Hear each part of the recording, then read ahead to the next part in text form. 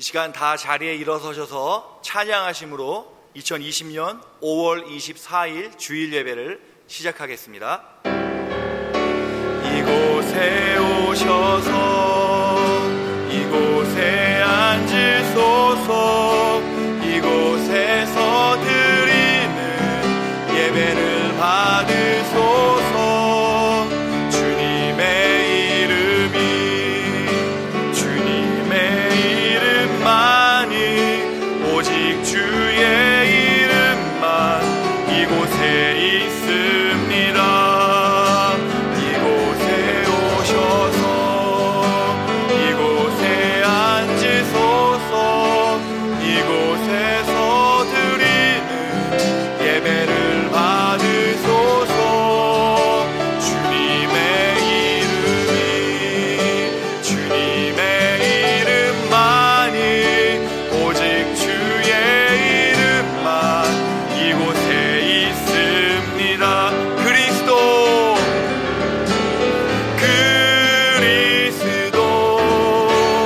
진리로 다스리네.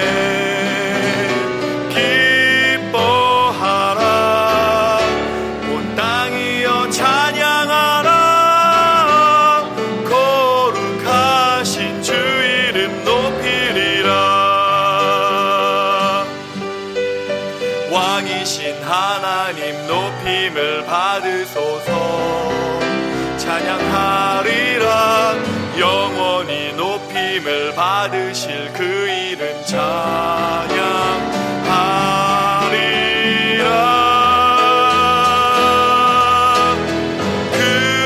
그리스도 진리로 다스리네.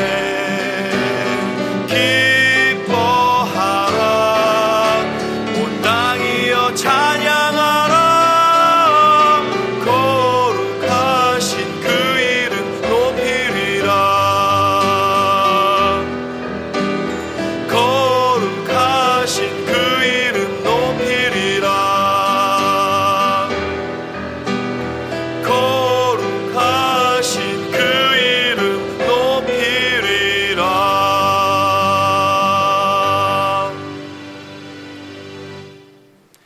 이 시간 우리 사도신경으로 우리의 신앙 고백을 드리겠습니다. 나는 전능하신 아버지 하나님 천지의 창조주를 믿습니다. 나는 그의 유일하신 아들 우리 주 예수 그리스도를 믿습니다. 그는 성령으로 잉태되어 동정녀 마리아에게서 나시고 본디오 빌라도에게 고난을 받아 십자가에 못 박혀 죽으시고 장사된 지 사흘 만에 죽은 자 가운데서 다시 살아나셨으며 하늘에 오르시어 전능하신 아버지 하나님 우편에 앉아 계시다가 거기로부터 살아있는 자와 죽은 자를 심판하러 오십니다.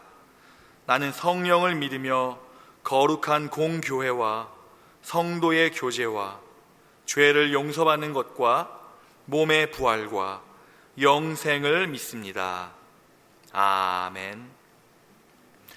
이 시간 다 자리에 앉으셔서 찬송가 29장 부르시겠습니다.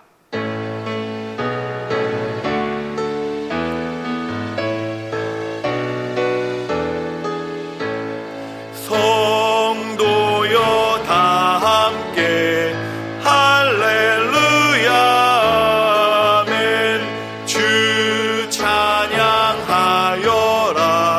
할렐루야 아멘. 주 보좌 앞에서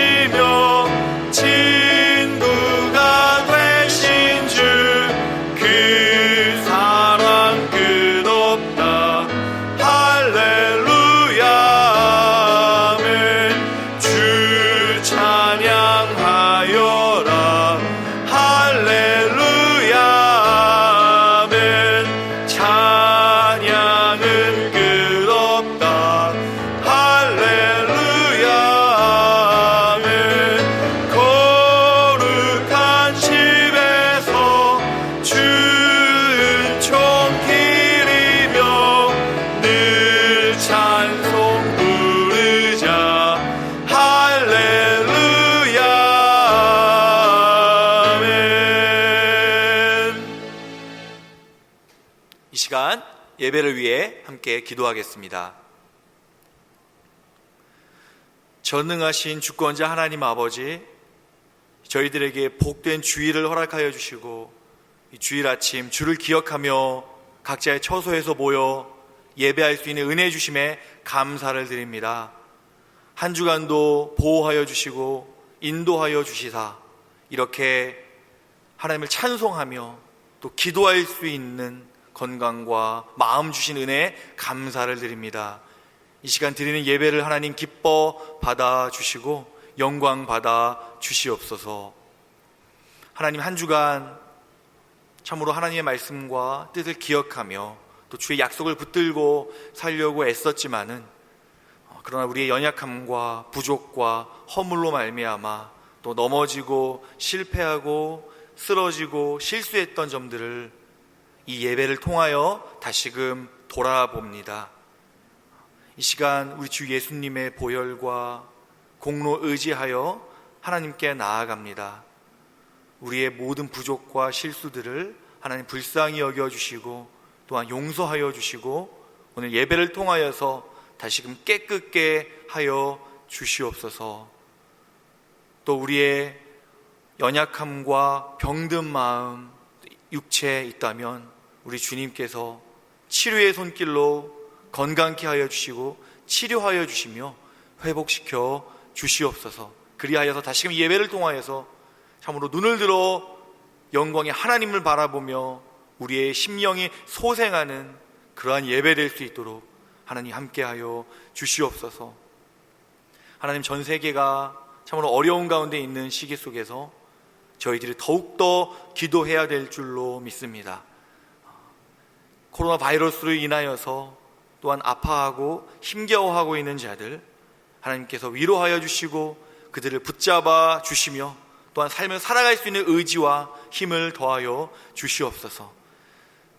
특별히 재정적으로 또 마음적으로 정신적으로 하나님 어려움 겪으며 잠 못 이루는 자 있다면 하나님께서 그들을 주께로 불러주시고 하나님의 은혜와 사랑을 다시금 상기시킬 수 있도록 도와주시오며 참으로 그들을 주의 품에 인도하여 주셔서 주를 의지하고 주를 바라봄으로 말미암아 하나님 새 힘을 얻어 참으로 주님 안에서 평안한 잠, 복된 잠 잘 수 있도록 하나님께서 함께하여 주시옵소서.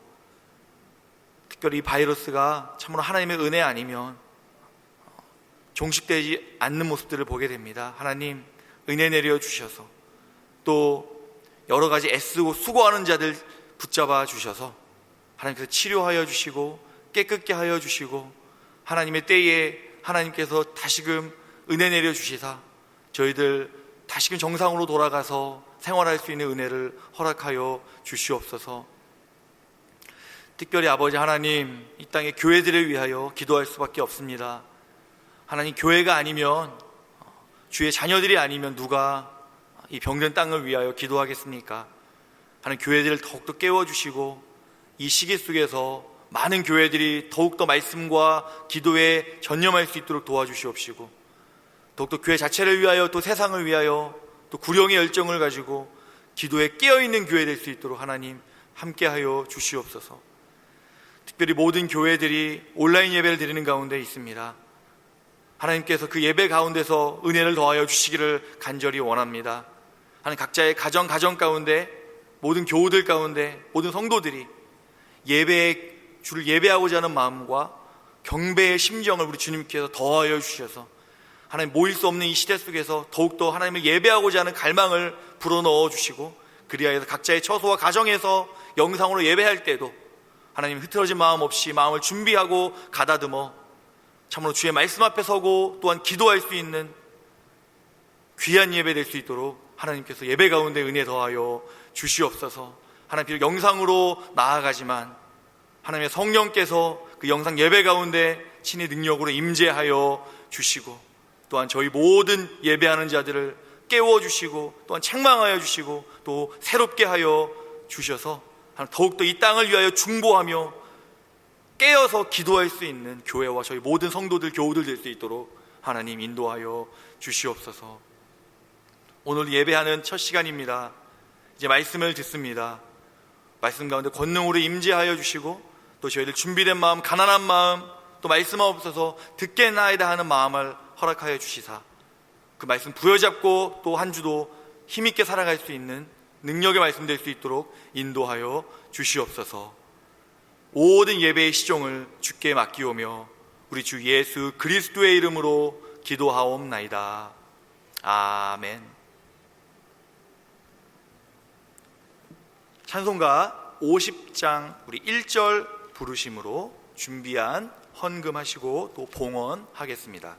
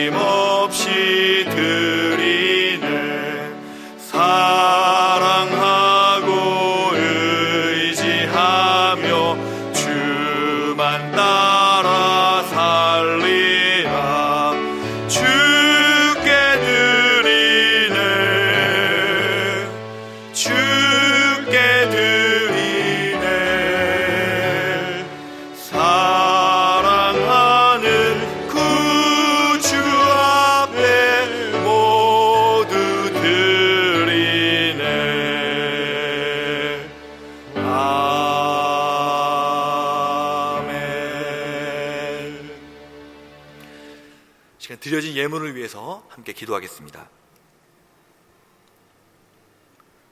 풍성하게 공급하여 주시는 아버지 하나님, 저희들 예배를 통하여 또한 빈손으로 나오지 아니하고 우리의 마음과 물질을 주께 드리며 감사를 드립니다. 이 어려운 시대 속에서도 또 우리에게 물질 공급하여 주신 은혜 감사를 드립니다. 늘 주께 드림으로 말미암아 또 기쁘고 감사하게 드릴 수 있는 마음을 주셔서 우리의 심령이 주께 드림으로 더욱더 믿음으로 기쁨으로 즐거움으로 평안함으로 설 수 있도록 하나님 더 복된 은혜 허락하여 주시옵소서. 이 예물이 귀한 곳에 잘 쓰일 수 있도록 우리 하나님께서 친히 인도하여 주시고 쓰이는 곳마다 하나님 나라가 확장되는 역사가 일어날 수 있도록 하나님 일하여 주시옵소서. 예수 그리스도의 이름으로 기도하옵나이다. 아멘. 주일 보신 성도님들을 주님으로 환영합니다. 한 주간도 수고하셨습니다. 하나님께서 수고한 우리 모든 성도님들 위로해 주시고 또한 새 힘으로 공급하여 주시기를 축복합니다. 교회 소식 전하겠습니다. 먼저 우리가 안타까운 소식을 전하게 되겠습니다. 우리 김은정 전도사님 아버님 병환으로 한 달 정도 먼저 사임하고 한국으로 귀국하게 되었습니다. 귀국해서 여기 있지는 않지만 계속해서 우리 전도사님과 그 가정을 위해서 특별히 아버님의 건강 회복을 위해서 기도해 주시기를 바랍니다. 락다운이 연장되어 더욱 지치고 힘든 상황이지만 이제 락다운이 곧 풀릴 것으로 또 기대가 됩니다. 우리의 생업과 또 생활과 또 교회 예배가 속히 회복될 수 있도록 더 기도에 힘써 주시길 바랍니다. 온라인으로 제공되는 새벽 예배, 금양로 기도회, 주일 예배 잘 들으시고 또 수요일 가정예배 잘 지키시고요.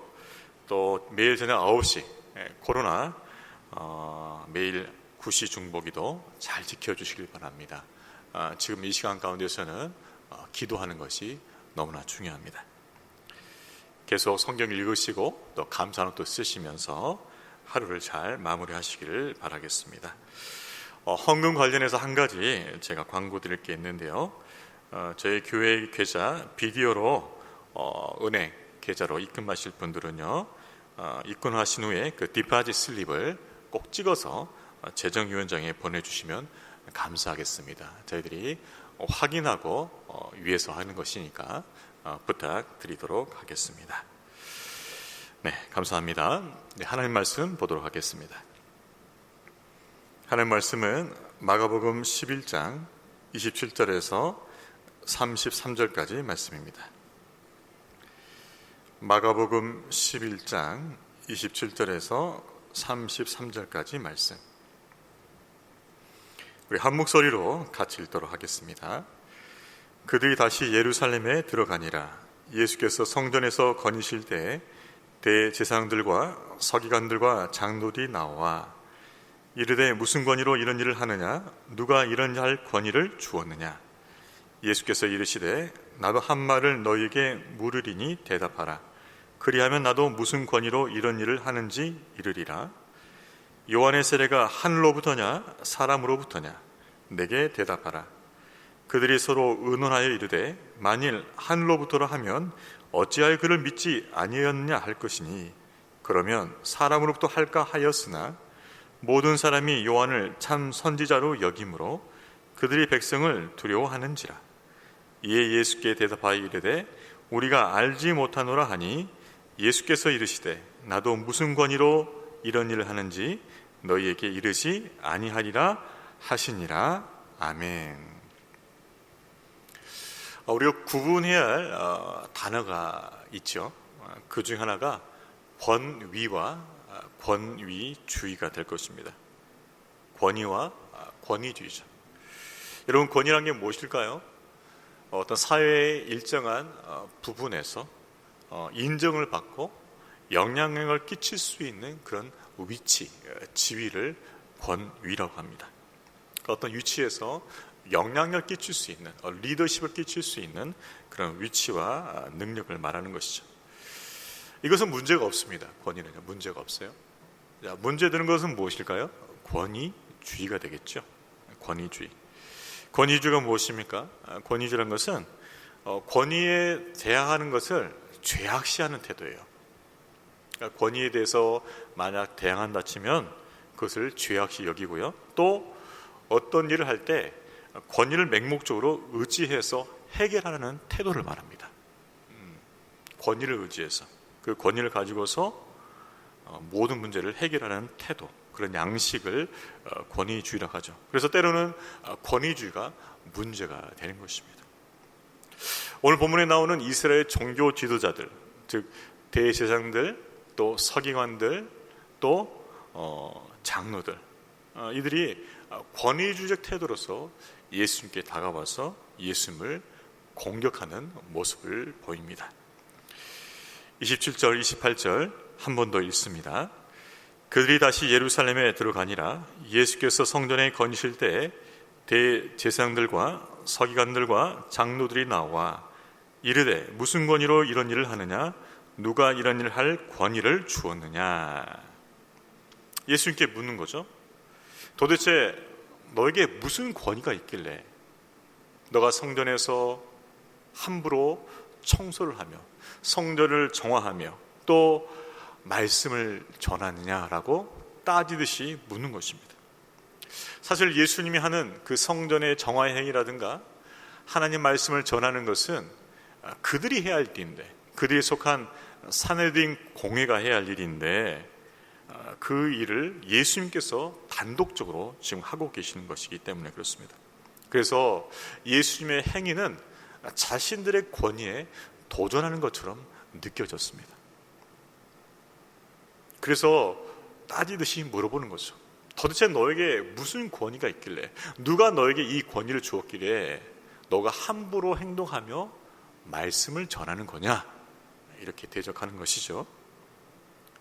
자, 그런데 예수님께 묻는 이 권위에 관한 문제에서는 대제사장들의 함정이 도사리고 있었습니다.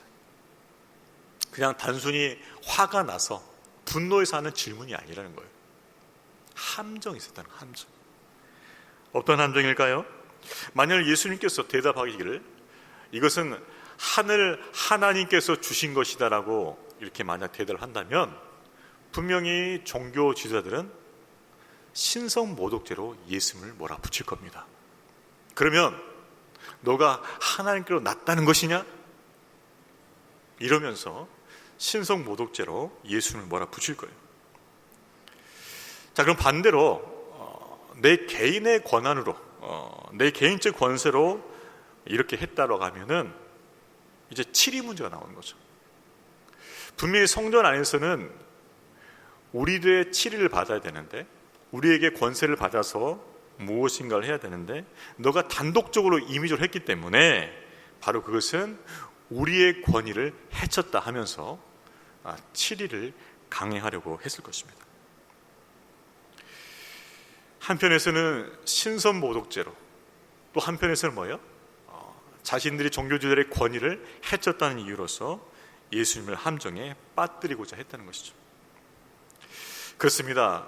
유대 종교지자들은 난해한 문제를 가지고서 예수님을 지금 넘어뜨리려고 하고 있어요. 아주 간교한 음모가 이 질문에 도사리고 있는 것입니다. 자, 예수님이 이제 궁지에 처했습니다. 자, 이 궁지에 처한 예수님 어떻게 대응하십니까? 지금 예수님께 권위 문제를 가지고 시비를 걸고 있어요. 도대체 너는 어떤 권위를 가지고서 이런 일을 행하냐? 권위 문제로서 시비를 걸고 있습니다. 자, 그때 예수님은 어떻게 대답을 하실까요? 자, 그에 앞서서 사실 우리가 먼저 한번 짚어가야 할 것은 무엇이냐면요, 종교 지도자들이 이 권위 문제를 가지고서 예수님께 따지기 앞서서 예수님께서 하신 그 말씀을 가지고서 진리 문제로서 자신들의 행위를 살펴보아야 했습니다. 예수님께서 성전을 정하면서 성전은 만민의 기도하는 집이라고 분명히 말씀하셨거든요. 구약의 그 말씀을 인용하셨습니다. 그렇다면 만약 종교 지도자들이 깨어 있었다면 그 예수님의 말씀을 가지고 우리는 과연 성전을 제대로 지키고 운영하고 있는가를 돌아보아 했어야 된다는 것이죠. 이것은 사실은 권위 문제가 아니었어요. 진리 문제였습니다. 그 말씀대로 성전을 섬기고 있느냐, 섬기고 있지 않느냐, 진리의 문제라는 것이죠. 근데 이 진리의 문제는 뛰어넘고 단순히 권위의 문제로 넘어간 것입니다. 그래서 자신들이 하고 있는 이 잘못, 악행을 덮고자 한 것이죠. 진리의 문제로 시비를 가려야 할 것인데 권위의 문제를 끌고 가서 자신들의 잘못을 숨기려고 하고 있다는 것입니다. 제가 예전에 TV에서 국회 소위원회가 진행된 것을 본 적이 있습니다. 그러니까 여야가 어떤 문제를 가지고서 이렇게 토론하고 있었어요. 그런데 이제 여야가 이렇게 대립이 팽팽합니다. 이것을 당장 실행할 수 있다, 당장 실행하기는 어렵다, 이렇게 팽팽하게 이렇게 대립이 되고 있는데, 한 측에서 국회의원이 갑자기 화를 내더라고요. 화를 내면서, 아니 이 사람아, 선배 앞에서 그렇게 따질 수 있어? 그러면서 갑자기 이 토론이 선배와 후배 문제로 넘어가더라고요. 무엇입니까? 정말 이성적으로 합리적으로 국가 문제를 다루고 법안을 만들어 가야 되는데 그 자리 가운데서 갑자기 이 권위주의가 끼어든 거예요. 그러면서 논쟁을 잠식시키고 자신이 원하는 대로 결론을 내고 싶어하는 모습을 보았습니다. 똑같은 거예요. 성전을 우리가 잘 운영하고 있느냐, 운영하고 있지 않느냐, 이 문제를 따져야 되는데 정말 우리가 하나님 말씀대로 성전을 운영하고 있느냐, 성전을 관리하고 있느냐, 성전을 지키고 있느냐, 이것을 따져야 되는데 이 문제는 덮어두고 예수님께 너가 뭔데 이런 일을 하느냐, 권위 문제로 넘어가게 되는 것이죠. 결국 이들은 하나님께 주신 이 성전에 대한 지킴보다는 자신의 권리를 지키는데 급급해 있다는 것을 알게 됩니다. 여러분, 종교 지도자들, 대제사장들, 서기관들, 장로들 누굽니까? 하나님께 세우신 직분자들이죠. 자, 이들에게 이 권위 직분을 주신 이유가 뭘까요? 그것은 하나님의 말씀, 즉 여호와 율법을 잘 배우고 그 율법대로 순종하고 그 율법을 백성들에게 가르치라고 그 직분과 권위를 주신 거예요. 하나님 말씀대로 예배하고 하나님 말씀대로 성전을 관리하고 하나님 말씀으로 백성들을 가르치라고 그 직분과 권위를 주셨습니다. 그래서 그 직분과 권위의 핵심, 본질은 뭐냐? 여호와의 율법을 보존하고 전하는 것이에요. 그들이 갖고 있는 그 직분과 권위의 핵심이 바로 그것입니다. 여호와 율법이에요. 여호와 율법을 잘 연구하고 그 여호와 율법대로 순종하며 그 여호와 율법을 백성들에 잘 가르쳐서 이스라엘 백성들로 하여금 하나님이 기뻐하시는 의의 열매를 맺게 하는 것이 바로 그들의 직분과 권위의 목적이었던 것입니다. 그런데 지금 그들은 무엇을 지키기에 바쁩니까? 여호와 율법을 지키기에 바쁩니까? 아니면 자신들이 가지고 있는 권위를 지키기에 바쁩니까? 그들은 여호와 율법보다 자신들의 권위를 지키기에 급급하다는 것이죠. 만약 그들이 깨어 있었다면, 하나님 말씀에 깨어 있었다면, 예수님께서 이 성전은 만민의 기도하는 집이라고 말씀하셨을 때 회개하고 성전 제도를 다시 정비했어야 했습니다. 장사치를 다 몰아냈어야 했었어요. 그런데 하지 않았어요. 왜요? 놓치고 싶지 않으니까. 거기서 나오는 이익들을 놓치고 싶지 않으니까. 오히려 자신들이 정한 성전의 규칙과 질서를 무너뜨렸다고, 그것들을 침해했다고 예수님을 비난하는 것입니다. 바로 이것이 열매가 없고 잎사귀만 무성한 무화과의 나무의 모습이라는 것이죠. 바로 그런 것이 종교인이라는 것입니다. 여러분, 신앙인이 있고요, 종교인이 있어요. 신앙이라는 것은 하나님과의 관계 속에서 그분의 의로운 삶을, 그분의 의로움을 닮아가는 것이 신앙인이에요. 근데 종교인은 뭘까요? 종교적 형식만 지키는 거죠. 하나님과 관계하지 않아요. 다만 종교적 형식을 지킬 뿐, 그들이 원하는 것은, 그들이 원하는 목적은 자신들의 욕심을 채우는 거예요. 그것이 종교인이에요. 지금 이 종교주의자들은 종교인으로 전락했다는 것을 우리가 알 수 있습니다. 진리를 맡은 자로서 진리를 구하고 그 진리를 따르고 진리를 가르쳐야 할 그 사람들이 진리보다는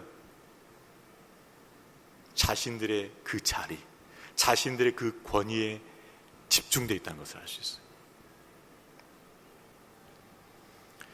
성도 여러분, 하나님께서 우리에게 주신 직분과 권위는요, 하나님의 교회를, 몸된 교회를 바르게 세우고 또 질서를 유지하라고 주신 것입니다. 자, 그런데요, 이 권위와 직분은 하나님께 주셨는데 권위주의는 사람이 만든 것입니다. 분명히 권위는 존중돼야 돼요. 하나님께 주신 거예요. 그것을 잘 사용해서 교회와 성도들을 섬기라고 주셨어요. 그런데 만약 우리가 그 권위에 집착한다면, 하나님의 진리보다 그 권위에 집착한다면, 그 권위를 지키는 데 집착한다면, 그 권위를 통해서 내가 인정받는 데 집착한다면 이미 권위주의에 빠진 거예요. 하나님의 진리보다, 하나님의 말씀보다 내가 갖고 있는 이 권리, 내가 갖고 있는 이 직분, 내가 갖고 있는 이 인정에 내 마음이 더 쏠려 있다면, 그리고 그 권위에 다른 사람들이 인정하고 그 권위에 굴복하기를, 순복하기를 원하고 있다면 권위주의에 빠진 거예요.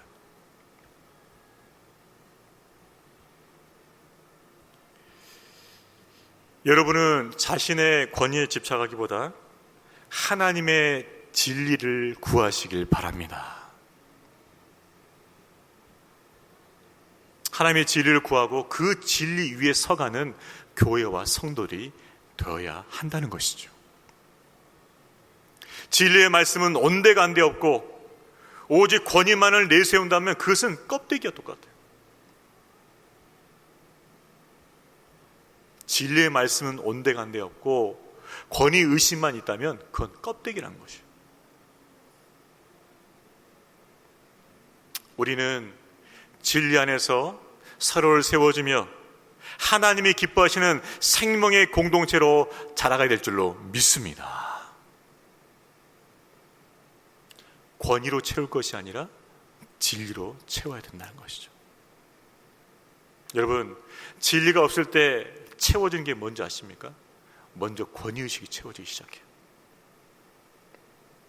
우린 그것을 잘 깨워서 분별해야 됩니다.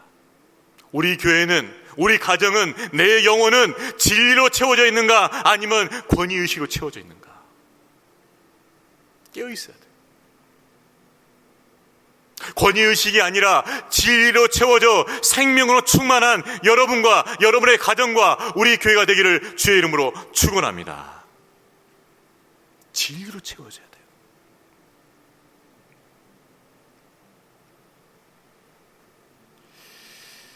자, 종교 지도자들은요, 정말 진리 문제로 가져갈 것을 권위 문제로 가져가면서 예수님께 시비를 걸었습니다. 자, 그때 예수님께서는 어떻게 대응하십니까? 우리 29절 30절 말씀 있습니다. 예수께서 이르시되 나도 한 말을 너에게 물으리라. 대답하라. 그리하면 나도 무슨 권위로 이런 일을 하는지 이르리라. 요한의 세례가 하늘로부터냐 사람으로부터냐? 내게 대답하라. 예수님은 종교 지도자들이 던진 질문에 대해서 즉각적으로 답을 하시지 않고 오히려 질문을 던지셔요. 사실 이러한 방법은 그 당시 랍비의 세계에서는 잘 통용됐던 방식입니다.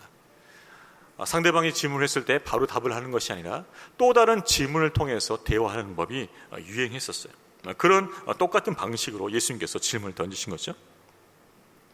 자, 그런데 이 질문은 종교 지도자들 굉장히 당황하게 만들었어요. 당황하게 만들었어요. 왜 그랬을까요? 자기들이 예수님께 질문 던졌을 때 분명히 예수님이 어려움에 봉착할 거로 예상했는데 오히려 예수님의 질문에 의해서 그들이 큰 어려움에 봉착하게 됩니다. 바로 그것은 요한의 세례가에 관한 것이에요. 요한의 세례의 그 권위의 기원이 어디 있느냐라고 예수님께서 물으신 거죠. 요한의 세례가 하늘로부터냐 아니면 사람으로부터냐? 이건 무슨 뜻입니까? 요한이 하나님께로 나온 선지자냐 아니면 자기가 임의로 말씀을 전한 선지자냐, 즉 거짓 선지자냐, 이것을 말하는 것입니다. 자, 이 질문이 왜 종교 지도자들을 당혹하게 했을까요? 그것은 어떻게 답을 해도 그들이 공경에 처하기 때문에 그렇습니다. 어떻게 공경에 처할까요? 31절, 32절 말씀도 읽어보겠습니다. 그들이 서로 의논하여 이르되 만일 하늘로부터라 하면 어찌하여 그를 믿지 아니하였냐 할 것이니 그러면 사람으로부터 할까 하였으나 모든 사람이 요한을 참 선지자로 여김으로 그들이 백성을 두려워하는지라. 그들은 깊은 갈등에 빠졌습니다. 만일 요한을 하나님께서 보내신 선지자라고 그들이 인정한다면 왜 그들의 말을, 그 요한의 말을 듣고 너희가 요단 강가에 와서 세례를 받지 않았냐고 예수님께 질책을 당할 거예요. 왜 그의 말을 믿지 않았으며 왜 죄의 사함을 받게 하는 회개의 세례를 요한을 받지 않았니? 라고 예수님께 질책을 들을 게 뻔하다는 것이죠. 그러면 반대로, 그러면 요한은 하나님께 난 선지자가 아니다, 즉 거짓 선지자라 말하면 어떤 문제점이 생길까요? 그런데 이스라엘 백성들, 대부분의 이스라엘 백성들은 세례 요한을 참 선지자로 인정했어요. 그래서 종교 지도자들이 만일 요한은 참 선지자가 아니다라고 얘기하면 분명히 백성들로부터 지탄을 받게 될 것이 뻔했기 때문에 그렇습니다. 그러니까 뭐예요? 진퇴양난에 빠진 거예요. 그들은 예수님께 함정을 놓으려고 했는데 오히려 예수님의 함정이 그들이 빠져버린 것입니다. 그래서 이러지도 못하고 저러지도 못해요. 어떤 걸 선택하도 그들은 어려움을 당할 수밖에 없어요. 예수님께 올무를 놓으려 했다가 자신들이 올무에 걸린 꼴이 되고 말았습니다. 그래서 어떡합니까? 진퇴양난에서 어쩔 수 없으니까 이렇게 답변하는 거죠. 33절 말씀 읽어봅니다. 이에 예수께 대답하여 이르되 우리가 알지 못하노라 하니 예수께서 이르시되 나도 무슨 권위로 이런 일 하는지 너에게 이르지 아니하리라 하시니라.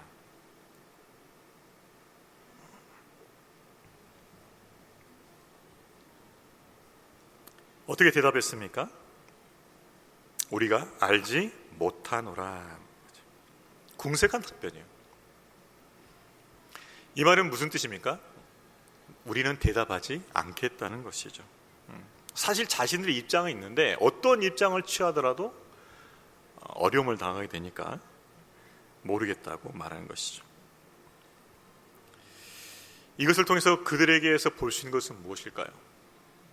기회주의적인 태도입니다. 기회주의적인 태도입니다. 사실 예수님이 누구인지, 그리고 예수님의 입에서 나오는 말씀이 어떠한지는 그들의 관심사가 아니었어요. 오직 그들의 관심사는 어떻게 하면 우리의 권위와 기득권을 잘 지킬 것인가. 이것이 대제사장과 서기관들과 장로들의 관심사였습니다. 어떻게 하면 우리의 권위와 기득권을 지킬 것인가. 그동안 잘 지켜져 왔는데 예수라는 사람이 나타나서 이걸 흔드는 거예요. 그래서 뭡니까? 불편한 거예요. 우리의 권위와 기득권을 지키기 위해서는 이 예수가 없어져야겠다. 이 예수가 제거돼야겠다. 그런 마음을 품게 된 거죠. 결국은 이들은 그들의 욕망과 기회주의적인 태도를 통해서 예수님을 죽음으로 몰고 갑니다. 여러분, 여기서 우리가 볼 수 있는 것이 있어요. 진리가 없을 때 나타나는 두 번째 특징이 뭘까요? 첫 번째는 뭐였습니까? 진리가 없을 때 권위를 주장하는 거죠. 두 번째는요, 진리가 없을 때 나타나는 태도는 기회주의적이라는 거예요. 기회주의적. 왜 그럴 수밖에 없을까요? 진리가 없기 때문에 그렇습니다. 분명히 진리가 확고히 그들 안에 있다면 그들은 분명히 진리를 선택할 것이에요. 그런데 진리가 없기 때문에 상황을 보는 거예요. 형편을 보는 거예요. 무엇이 이익이 될지 안 될지를 따져보는 거예요. 그래서 항상 그들은 상황과 이익을 따져보면서 선택을 합니다. 기회주의자가 되는 거예요. 바로 그 모습을 지금 드러내고 있지 않습니까? 유대 종교들은 진리의 편에 서지 않았기 때문에 세례 요한이 하나님으로부터 온 선지자라고 인정하지도 않았고, 또 백성들이 두려워서 그가 거짓 선지자라고 말하지도 않았어요. 자신들을 지키겠다는 거죠. 결국 자신들의 기득권과 명예를 지키기 위해서 대답하지 않겠다는 것입니다. 바로 이것이 기회주의적인 태도예요. 여러분, 청문회 보셨나요? 청문회에서 소환된 많은 증인들이 있지요. 그 증인들이 질문자들 질문 받으면서 자주 쓰는 말이 무엇입니까? 잘 모르겠습니다. 기억이 안 납니다. 알고는 있는데 잘 모르겠다는 거예요. 알고는 있는데 기억이 잘 나지 않는다는 거예요. 그들은 진리의 편에 서 있는 것이 아닙니다. 자신의 기득권에, 자신의 이익의 편에 서 있는 것이죠. 여러분, 우리가 이것을 두려워해야 돼요. 내 안에 진리가 확고히 서 있지 않으면 나도 똑같이 기회주의적인 태도와 삶을 갖게 된다는 것입니다.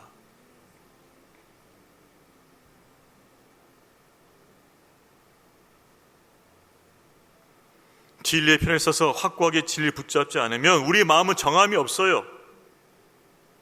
그저 내가 갖고 있는 것, 지키는 것, 이것이 1순위예요.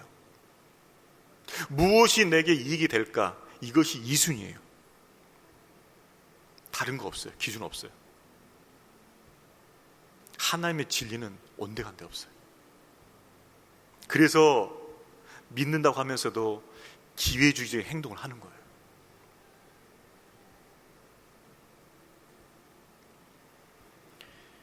저와 여러분은 진리의 편에 확고히 서서 진리의 말씀으로 판단하고 그 진리의 말씀에 순종하고 그 진리의 말씀을 선포할 수 있기를 축복합니다. 여러분, 진리는요, 확실하게 붙잡지 않으면요, 붙잡혀지지가 않아요. 느슨하게 잡으면 안 잡힙니다. 확고하게 잡아야 돼요. 그래야 그 진리의 말씀에 내가 사로잡히는 거예요. 우리가 진리의 말씀을 확고히 잡지 않으면 그 진리의 말씀에 우리가 잡히지가 않는다는 거예요. 그래서 지금 우리가 보는 종교 지도자의 이 행태가 우리 안에서 재현된다는 거예요.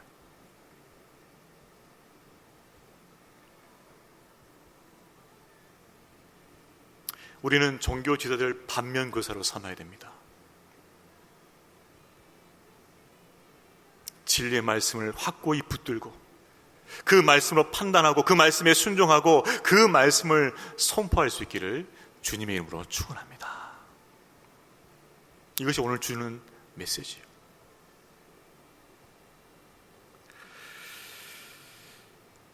마지막으로 살펴볼 것은 이것입니다. 자, 그들이 예수님의 그 질문에 대해서 우리가 알지 못한다라고 모호하게 대답했을 때 예수님께서 어떻게 말씀하실까요? 이렇게 말씀하셨습니다. 나도 무슨 권위로 이런 일을 하는지 너희에게 이르지 아니하리라. 나도 너에게 말하지 않겠다는 거죠. 오늘 이 말씀은 굉장히 짧은 말씀인데 깊은 의미가 담겨 있어요. 진리의 마음을 닫은 자는 결코 진리를 얻을 수가 없다는 것이에요. 진리보다 자신의 권위와 기득권에 마음이 가 있었던 그 종교 지도자에게는 어떤 진리의 말씀도 들리지 않는다는 거예요. 진리의 문이 닫힌다는 것입니다. 진리는요, 구하는 자에게 쥐어지는 거예요. 진리의 말씀은 구하는 자에게 들려지는 거예요. 그래서 마가복음 4장 24절 25절 이렇게 말씀하고 있습니다. 또 이르시되 너희가 무엇을 듣는가 스스로 삼가라. 너희 헤아리는 헤아림으로 너희가 헤아림을 받을 것이며 더 받으리니 있는 자는 받을 것이요 없는 자는 그 있는 것까지도 빼앗기리라. 무슨 말이에요? 진리를 구하지 않는 사람은 그 있는 것마저 다 빼앗긴다는 거예요. 영적으로 탕진한다는 것입니다.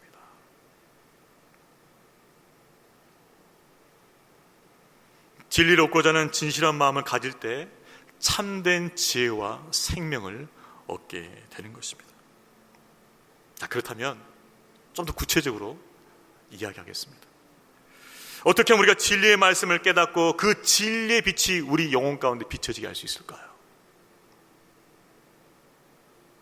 어떻게 해야 진리의 말씀을 깨닫고 그 진리의 빛이 우리 안에 비춰서 우리로 하여금 진리 가운데 살게 할 수 있을까요? 첫 번째, 진리의 말씀을 사모해야 합니다. 어떻게 해요? 진리의 말씀을 사모해야 된다는 것이죠. 시편 119편 131절 내가 주의 계명들을 사모함으로 내가 입을 열고 헐떡였나이다. 여러분, 다윗은요 하나님의 말씀을 먹기 위해서 헐떡거렸어요. 마치 너무나 배가 고파서 음식 앞에서 빨리 먹기 위해서 헐떡인 것처럼 그렇게 영의 양식인 말씀을 먹기 위해서 그 영혼이 헐떡했다고 이렇게 시인은 고백하고 있습니다. 여러분, 하나님의 말씀을 대할 때 지금 헐떡이고 있습니까? 정말 이 말씀을 통해서 내가 은혜 받아야지, 이 말씀을 내가 먹고 내가 살아나야지, 내가 영적 회복돼야 되지, 이 말씀으로 내가 강건하고 힘을 얻어야 되지, 그렇게 헐떡이면서 말씀을 먹고 있습니까?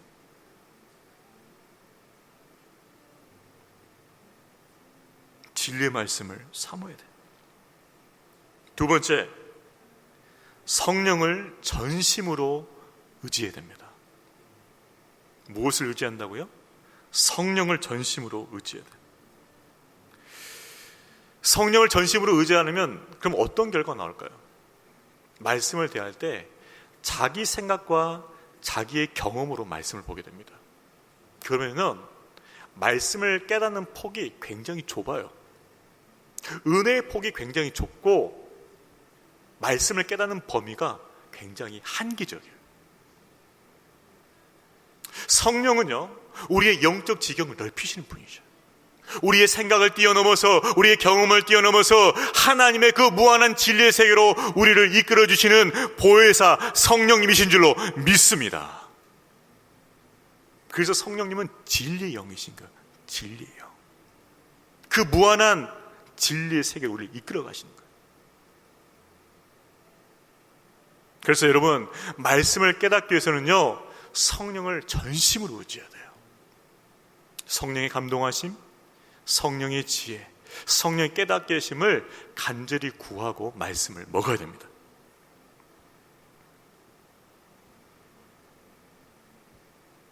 성령을 전심으로 의지해야 돼요. 세 번째는 무엇일까요? 말씀에 순종할 것을 각오해야 됩니다. 말씀에 순종할 것을 각오해야 돼요. 말씀을 대할 때 사람들의 태도가 각기 다양해요. 어떤 사람은 단순히 그냥 위로받기 위해서, 어떤 사람은 어떤 지적인 만족을 위해서. 그런데 믿음이 신실한 사람은 그 말씀 따라 살기 위해서 말씀을 읽는다는 것이죠. 여러분, 지금 말씀을 어떻게 대하고 있습니까? 그저 내 마음의 위로를 위해서 말씀 읽고 있습니까? 어떤 지적인 만족을 위해서 지금 말씀 읽고 있습니까? 아니면 그 말씀 따라 살아서 의의 열매를 맺고 싶어서 말씀을 읽고 있습니까?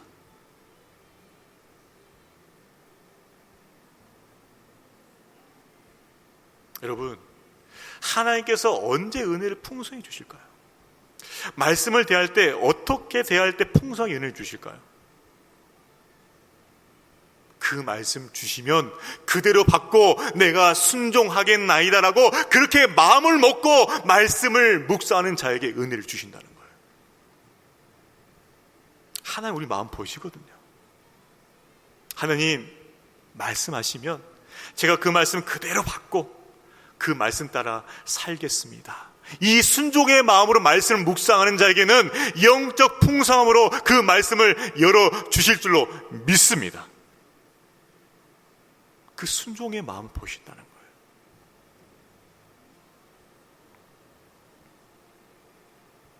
여러분, 말씀에 순종하고자 하는 그 각오를 가지고 말씀을 대하시길 바랍니다. 그때 말씀이 열리기 시작한 거예요. 많은 성도들이 물어봐요. 목사님, 말씀이 잘 안 깨달아져요. 물론 워낙 이 성경도 기본 지식이 없어서 그럴 수도 있겠지만은 말씀을 대하는 태도와도 연관이 되어 있어요.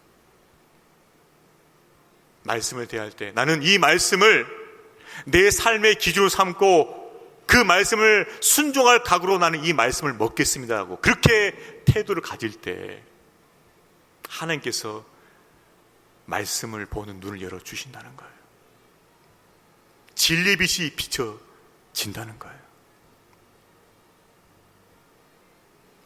여러분이 진정 하나님 말씀 진리를 사모하고 추구함을 통하여서 진리의 문이 여러분한테 활짝 열리고 은혜의 풍성함이 부어지기를 주의 이름으로 축원합니다. 여러분, 진리의 문이 열려져야 은혜의 풍성함이 있는 거예요. 진리의 문이 닫혀지면 은혜의 풍성함도 없습니다. 말씀이 열려야 은혜가 풍성하죠. 말씀이 닫히면 어떻게 은혜를 받을 수 있어요? 진리의 문이 열려야 되는 거예요. 열려야 은혜의 풍성함이 있는 거예요. 하나님의 말씀을 사모하고 성령의 감동하심을 의지하며 그 말씀에 순종할 각오로 말씀을 먹으시길 바랍니다. 그때 은혜의 그 풍성함이 여러분 가운데 임할 거예요.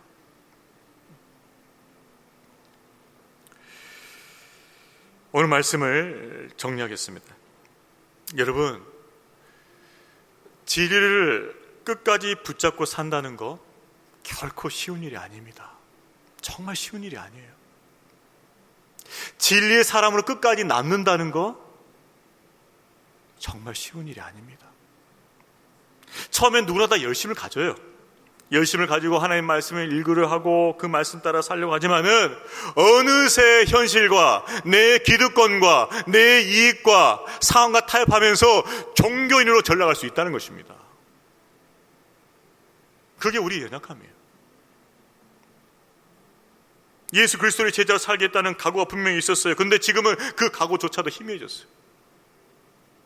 지금 내 마음에 있는 것은 내가 가진 거, 기득권, 이걸 잘 지키는 것이에요. 진리의 말씀을 따라 살겠다는 그 믿음은 잃어버렸고 처음 가졌던 그 순수한 열정도 사라졌고 오직 권위와 기득권과 이익이 그 자리를 대체하고 있는 거예요. 그럼 우리 어떻게 해야 됩니까? 이렇게 연약한데 어떻게 해야 돼요? 어떻게 해야 될까요? 그것은 말씀, 진리의 말씀을 끝까지 붙잡으려는 몸부림이 있어야 될 줄로 믿습니다. 끝까지 진리의 말씀 붙잡는 몸부림이 있어서 해야 돼요. 그거 아니면 안 되는 거예요. 제가 아까 말씀드렸죠. 진리의 말씀 굳게 붙잡지 않으면 붙잡히지 않는다고요. 진리의 말씀을 굳게 붙잡아야만 그 말씀이 나를 붙잡아 주는 거예요. 내가 진리의 말씀을 지키고 살 때 그 진리의 말씀이 나의 영혼과 나의 삶과 나의 가정과 우리 교회를 지켜주는 거예요.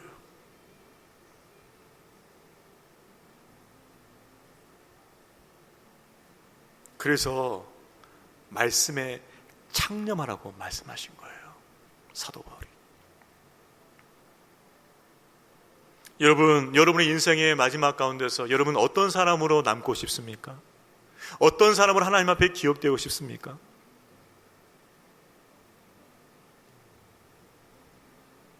진리의 사람으로 끝까지 남게 되기를 주의 이름으로 축원합니다.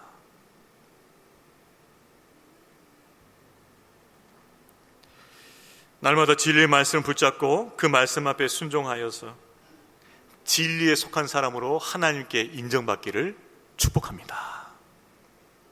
그래, 너는 진리에 속한 사람이다. 그렇게 하나님께서 인정해 주신다면 그게 얼마나 큰 영광이 될까요? 여러분, 사람의 인정 쫓아가면요 넘어지게 돼 있습니다. 그러나 하나님께 인정받고자 진리에 붙어 있다면 진리에 속한 삶으로 남게 될 줄로 믿습니다. 그것이 우리의 영광과 상급이 될 것이시죠. 하나님의 진리를 붙잡고 그 진리 앞에서 자신을 부인하고 의의 길을 걸어가는 믿음의 성도들이 되시기를 바랍니다. 오늘 말씀은요, 진리가 없을 때 우리 삶에 맺어지게 될 그 모습들을 보여주셨어요. 권위에 집착하고 기득권에 집착하는. 그러나 그런 모습을 반면교사로 삼고 진리의 말씀에 붙잡혀서 그 말씀에 순종하고 그 말씀 따라 의의 열매를 맺어가는 저와 여러분 되시기를 주님의 이름으로 축복합니다. 우리 이 시간 다 같이 일어나셔서 이 찬양하면서 하나님 앞에 고백하겠습니다. 하나님, 제가 진리의 사람이 되겠습니다. 주님의 그 진리 위에서 십자가 군기를 높이 들겠습니다. 주님의 영맹한 군사가 되겠습니다. 진리 대신 예수 그리스도, 그분을 위해서 살겠습니다. 그 진리의 말씀을 붙잡고 예수 위에 살면서 하나님이 기뻐하시는 의의 열매를 맺겠습니다. 하나님이 기뻐하시는 진리의 사람으로 남겠습니다. 그렇게 나를 진리로 붙잡아 주시옵소서. 이런 고백을 담아서 이 찬양으로 주 앞에 나갑니다. 우리 박수 치면서 힘차게 찬양합시다. 주의 진리 위에 십자가 군기 하늘 높이 들고서 주의 군사 되어 용맹스럽게 찬송하며 나가세 나가세 나가세 주 예수만을 위하여 목숨까지도 바치고 싸움터로 나가세 원수들이 비록 강할지라도 주의 군기 붙잡고 주의 진리 위에 용기 다하여 분발하여 싸우세 나가세 나가세 주 예수만을 위하여 목숨까지도 바치고 싸움터로 나가세 산과 들과 바다 가는 곳마다 주의 군기 날리며 반갑고도 기쁜 승리의 소식 온 세상에 전하세 나가세 나가세 주 예수만을 위하여 목숨까지도 바치고 싸움터로 나가세 원수들은 이미 예수의 손에 하나 없이 패하고 주의 군기만이 영광스럽게 온 누리에 날리네 나가세 나가세 주 예수만을 위하여 목숨까지도 바치고 싸움터로 나가세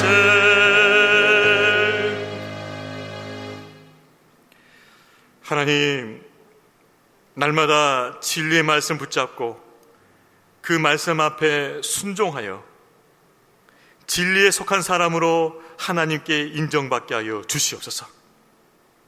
하나님의 진리를 붙잡고 그 진리 앞에서 자기를 부인하고 의의 길을 꾸준히 걸어가는 믿음의 성도들이 되게 하여 주시옵소서. 우리 모두 진리의 사람으로 남게 하여 주시옵소서. 감사드리며 예수님의 이름으로 기도하옵나이다. 아멘. 이제는 우리 구주 예수 그리스도의 은혜와 아버지 하나님의 크신 사랑과 성령 하나님의 인도하심이 하나님의 진리로 충만하게 채워서 그 진리에 사로잡힌 바 되어서 그 말씀 따라 살아가길 원하는, 그래서 진리에 속한 사람이라고 하나님께 인정받길 원하는 여기 모인 하나님의 자녀들 머리 위에 생명을 주는 그 진리를 증거하기 위해 열방에서 수고하시는 선교사님과 그 가정과 사역 위에 이제로부터 영원토록 함께 있을지어다. 아멘.